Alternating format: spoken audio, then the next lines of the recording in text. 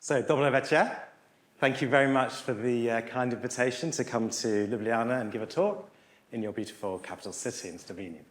So, as Maya kindly said, I'm a clinical neurologist. I'm not a public health expert or an epidemiologist, so I'm treading carefully in this territory. But I do have a role leading the London Dementia Clinical Network, which is really a quality improvement organisation designed to ensure that we're doing the best we can for clinical care for people with dementia in London, and that's around diagnosis and post-diagnostic care. Now let's look at some of the epidemiology of dementia, because there is actually some good news here. Individual risk of dementia, at least in the UK, is decreasing, and we have this from the CFAS studies, that's the Cognitive Function Ageing studies, which were led by Carol Brain in Cambridge. And what these two studies show, because they were done in different eras, the first one was done in the early 90s and the later one in around 2010, and what they show is that over the course of a generation, risk of dementia is falling by a quite significant amount across the life course. On the left, we have the prevalence data. On the right, we have the incidence data. So something good is happening at the individual level to make us more resilient to dementia as we get older. But we don't actually know why this is. Something's happening, but we don't know what the ingredients of this are. There's actually quite similar data from the US. Now, the problem is that actually we are also, at least in the global north, but generally across the world, we have a phenomenon called demographic aging. And the result of that, although individual risk is falling, the numbers of people who are living with dementia overall is going to increase. So this is data from London, and what you have here is we have 32 boroughs, that's the individual sort of local areas within London, and what we have on here is the projected prevalence of dementia in the population aged 65 and over. And what you can see is that, again, shows that prevalence is probably going to increase slightly in that population, but not by that much. Overall, from about 7 to 7.5% in the older population. But if we then go and look at the absolute numbers of people who are affected, it's a 42% increase. So the number of people in London between 2019 and 2030, if we do nothing, is going to increase by about 42,000, sorry, by a significant number of people, so 42%. And that's an increase of several tens of thousands of people to the size of really a small city of 108,000 people within our larger conurbation of about 8 million. And you can see, those of you who are from the UK or know London, you can look at your favourite borough there and see where you are on the list. My parents live up in Barnet and Camden. They're obviously part of the ageing population there. I live down in South London, in Lambeth, which has a slightly younger population. But we're not powerless in the face of this increase in our ageing population and more dementia that comes with that. We know that there are a number of modifiable risk factors for dementia, and some of the previous speakers have mentioned these. And the Lancet Commission, which has had 2 editions now, and there's going to be a 3rd one next year, I think, has looked at all the data on modifiable risk factors of dementia and identified 12. And they're listed here. So less education, hearing loss, traumatic brain injury, hypertension, alcohol consumption, obesity. I won't read them all, you can see them on the slide. And they've constructed this quite nice life course diagram, which is sort of back to front S, showing where in the life course these different factors would apply, and then showing the population attributable risk factors, so the amount of dementia that each of these contributes to, and therefore might be potentially reversible, or avoidable, I should say, if we were to eliminate that risk factor. So you can see that education accounts for about 7%. Low education levels account for about 7% of dementia. Interestingly, the largest one, which in later life, which I'm not sure that we've heard about so far today, is hearing loss, which is associated with about 8% of dementia and is potentially treatable because we can find people who have hearing impairment and we can treat them with hearing aids. So there are things that we can potentially do, and it's estimated that if we were to maximally address all of these risk factors, we could prevent or at least delay 40% of cases of dementia. And the idea by delaying is essentially pushing the age of onset to the right, in terms of, if you imagine a graph with time on the x-axis, we're pushing the onset to the right, so that people, because we're all going to die in the end, we all die of something else before we get dementia. And this just shows the relative risk associated with each of these factors. And again, you can see that there's having hearing loss is a 1.9 times relative risk of getting dementia, so quite a significant factor. Now, deprivation is not listed by the Lancet Commission on Dementia as a modifiable risk factor. But but you would predict, wouldn't you, that a lot of these things will intersect with deprivation. And so we know, for example, that if you're physically inactive, if you're less well off, you're more likely to be physically inactive. If you're less well off, you're more likely to smoke. If you're less well off, you're more likely to be lonely. And this is English data.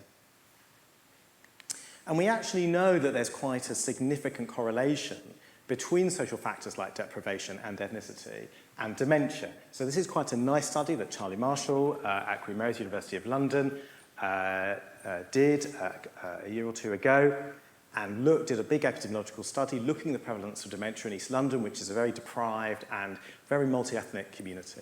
And what he showed is that black people in East London are at 43% increased risk of getting dementia compared to white people. And South Asian people are at 17% increased risk. And that there's also a dose-dependent effect of deprivation on dementia risk. So, and I should have put this on a table, and I apologise, it's not nicely written there. But if you divide the population up by area into 10 groups, and we call the first decile, we call that is the 10th most deprived area, and the 10th decile, that's the most affluent. And if we say that the relative risk of dementia is 1, the risk of dementia is 1 in the most deprived 10% of the population, what you can see, and what they showed, is that you go from the 10th most deprived to the 9th most deprived, which I put there as the second. As we go from deciles and become progressively more affluent, the relative risk of dementia declines very substantially. Okay. He didn't have enough data to show what happened in the most affluent areas, but the implication is it would probably head in a similar direction. And so if we then look at the population attributable risk factors for ethnicity, about 10%, and deprivation for nearly 12%, these are the largest modifiable risk factors for dementia in this particular population. Ethnicity is not strictly a modifiable risk factor, but the things that make people of colour more likely to get dementia will, of course, be modifiable. So, coming now to how when you're sitting in a part of the NHS, which is our National Health Service, our health system, that oversees the quality of care, how do you respond when you get information like that? What should you do? And there is, fortunately, some political interest at the moment in thinking about preventing disease in the population. So I think that we've known about the Lancet Commission's 12 modifiable risk factors for several years now. It's about time we started to put them into a public health response and actually acted on them. So I suggested that we do this, which is a scoping exercise to look across these 12 risk factors and say, in London, in England, in the UK, is there actually any work going on at the moment to try to address these? And if there is dementia explicit within these areas of work? Because it might be that we're doing something on hypertension or we're doing something on alcohol, but we're not necessarily saying that dementia it's not necessarily acknowledged that dementia might be an important part of that work. Now, this is all very, very preliminary, and it's not something that this is something that we've just started on. But I've listed along here, all the different risk factors for dementia. This is the first 6. I'll show you the other 6 on the second slide. And looked at what strategies are out there and which organisation, and you'll see there's a complex mixture of organisations. Some of these are national, some of these are regional, some of these are health, some of these are local government, national government. Interestingly, the government, at least because we have devolved healthcare in the United Kingdom, so the UK government really runs just healthcare in England, we do not have an alcohol strategy in England at the moment. The current government does not have an alcohol strategy.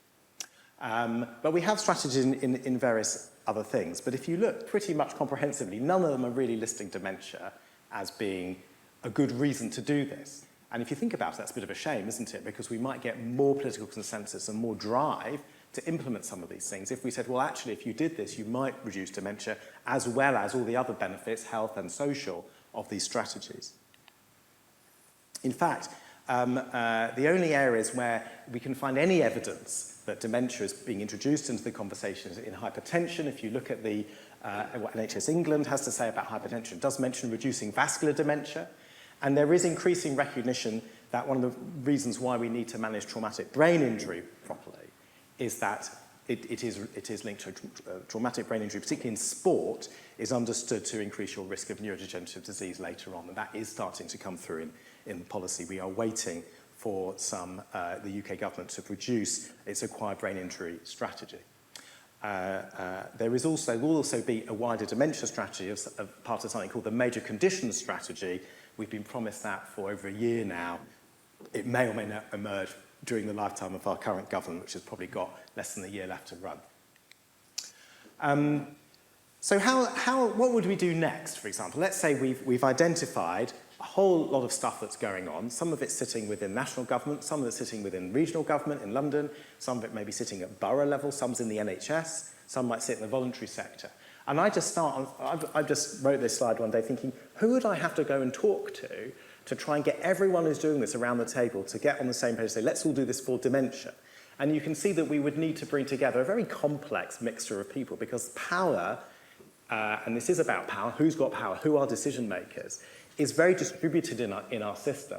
So we have people sitting in, central government controls tobacco and alcohol policy. That's not going to sit with a local politician. If we go on to activate community groups to reduce loneliness, we can't do that without the voluntary sector, what we call the third sector. The regional government in London, and I'll talk about this in a minute, controls transportation to some extent, so it can make policy to change air quality. Local government does things like entertainment licensing. So, for example, if you're being exposed to very high levels of noise pollution because you live next to a bar, well, it's the local government that's going to decide to turn the volume down on that establishment. Okay, and there's obviously a huge amount that we do within the health service. Now, I want to talk a little bit about what I see as this sort of dichotomy between population interventions and individualized interventions. And what I mean by individualized interventions are things that you do to an individual person, which is really how our main role of sort of clinic-delivered healthcare works. Like, patient comes to see a doctor, and we have a discussion, we make a diagnosis, we prescribe some treatment. And you'll hear a lot about something called brain health services. There's been some publications on this recently. And advocates of brain health services say what we need to do is we need to get people who don't have dementia, but may have some risk of dementia, and we need to get them up to a clinic, and what we'll do is a very detailed, personalized dementia risk assessment. We'll then link that to some lifestyle advice, and we'll say if you were to follow this lifestyle advice, you might reduce your dementia risk from, say, 16% over the next 10 years to 5% over the next 10 years. Okay. Now, my view is that I think for all sorts of reasons, I don't think that is a priority for a healthcare system to do that, because I think it inevitably shifts resources from the sick, people who actually have illness, to people who don't have illness. And I think also it's going to inevitably increase health inequalities. And if you're serious about this, you cannot do things that increase health inequalities. And the reason it's going to increase health inequalities is that people who are at highest risk of getting sick are also those least likely to use healthcare services. And then so they're not actually going to come to a clinic if they're not feeling unwell. And then least able to make lifestyle changes, that agency, that ability to change your life. That's much harder to do if you're, as we've already seen, if you're time poor, if you're resource poor. And in fact, the evidence for individual neuroprotective strategies is really quite limited. Can we even intervene at the stage of mild cognitive impairment? This is something that happens in the clinic quite a lot. I say to someone, well, look, I'm going to call this mild cognitive impairment. This has to be understood as an at-risk state for the development of dementia. And people say, is there anything that I can do to reduce my risk of progressing to dementia? And the answer to that is there is no established intervention that I can recommend to that person to reduce their risk. There's a little bit of evidence that if someone's diabetic and they improve their glycemic and vascular risk factor control, you might slow down the progression to dementia. And there's a little bit of evidence to lifestyle and psychosocial interventions. None of this has yet reached guideline stage. So it's not robust enough for us to put it into a guideline. And it's also important to note, and I'll say a bit more about this in a minute, these interventions won't just happen on their own. Okay, so lifestyle and psychosocial interventions require delivery infrastructure and a motivated patient population. And I reviewed a paper recently for BJ Psych Open this Menard paper. And it was interesting because it was a study in a university-led MCI clinic in Ireland, in Dublin. And what they showed is that when they got people and gave them a new diagnosis of mild cognitive impairment, only 1 in 5 patients with a new MCI diagnosis actually took more exercise or paid greater attention to their health. So even when people have gone through a very high-quality diagnosis and been given some information, they don't really tend to do anything that make changes. And then what about the intervention in people who are cognitively healthy but not at risk? What's the evidence for that? And I thought I might say have a bit of a deep dive into the finger study, because I'm very fortunate that Mia Kivipalto, who did that study, was going to come and give the talk, which unfortunately she wasn't available. And that's given me the opportunity to come and talk about her study, but I'm going to give a slightly different angle than the one you might have heard from her. So finger is a very impressive and ambitious study, and what it was a 2-year study looking at people in sort of, I would say late middle age to early old age, so 60 to 67, 77, mean age 69. And they had to have some cardiovascular risk, and they had to be no more than average in terms of their cognitive function. And in this 2-year study, the intervention group got this really quite intensive intervention with 5 parts. I'll show you in a minute what they did: diet, exercise, cognitive training, vascular risk monitoring. And that was given against, 4 or 5 parts. And that was, the control group just got general health advice. And let's see what was in the intervention. Oops. So there was a nutritional element. So they got 3 individual sessions with a nutritionist with sort of personalized tailoring of their diet, 7 to 9 group sessions looking at lifestyle changes and discussion and so on. There was an exercise component in which they went to the gym and saw a physiotherapist. They had up to 3 times a week of progressive muscle strength training and aerobic exercise 2 to 5 times a week. Really that's quite intensive, isn't it? To keep that up for 2 years is impressive. They did cognitive training, 10 group sessions with a psychologist, 6 sessions on education content, 4 on checking progress of individual computer-based training, and they had a visit to the local Alzheimer's Association. I'm interested to know what the thinking behind that was. And then there was stuff they had to do on their own at home. And so there's many hours of training. And then vascular risk factor management, so additional time with the study nurse and study physician to look at all these kind of biometric factors and try and optimize them. So what was the outcome? So the main outcome of the study was cognitive. And what they showed was Z-score improvements on overall cognition, which is something, a battery called the NTB, which is a selection of tests. And then when they looked specifically, the effects were highest in executive function and in processing speed. Memory did not improve. So this was the main outcome. And the secondary outcomes, so there wasn't any change in liability to feel depressed. There wasn't any reduction in blood pressure. On activities of daily living, they were across the 2 years. In the intervention group, they stayed the same. They didn't improve. There was a 1-point decline in controls on a 69-point scale. So really not much difference. There were small improvements in the intervention and health-related quality of life. There was a small absolute reduction in the likelihood of the intervention group developing a new disease. There wasn't any difference on MRI markers. And to my knowledge, I mean, this study finished several years ago, at least 8 years ago, the rate of progression to mild cognitive impairment or dementia has not yet been published. I don't think we've yet seen that data. So what does finger tell us? It tells us there is some redundancy in executive function. So you can activate spare capacity by doing things, by brain training or whatever it is. But it's not clear that this makes people able to do more in everyday life. It might make people a bit more resilient to age-related functional decline. And I think this interesting finding of delaying age-related diseases needs confirmation. That is quite tantalizing. We don't know which part of the intervention mediates these effects. I would say probably that if you have a big push on brain training and get people to do cognitive tests and tasks, and then your outcome measure is cognitive tasks, then you're probably going to find that people who, through practice effects, who do those tasks as part of the intervention are going to be better. But let's assume there are some minor benefits in health and quality of life. Can they be justified by the input costs? This is quite an intensive program.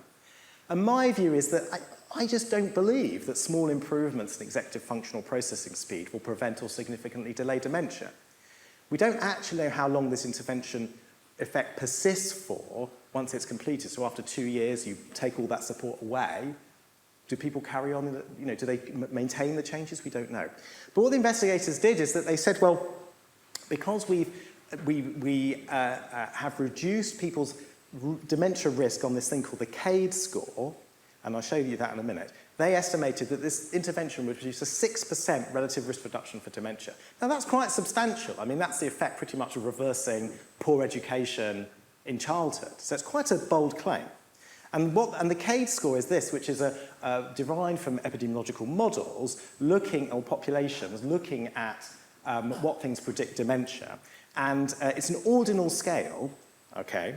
And they showed a 0.16 reduction, and from that they assume that there's a 6% reduction in overall dementia risk based on a 0.16 point reduction in an ordinal scale. And I have some concerns about whether you can actually do that. And then they claim that this is cost effectiveness based on the programme costing about 500 euros.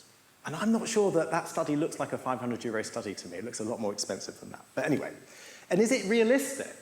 So could you actually scale that programme up across a large population? I'm not sure you could. I mean, I'm involved in running health services. I just don't think we could do that.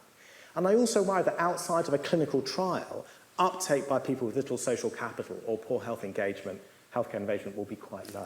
So I'm not sure that is the right way forward. Let me show you, before I finish, what I think is a right way forward. Let's talk about air quality.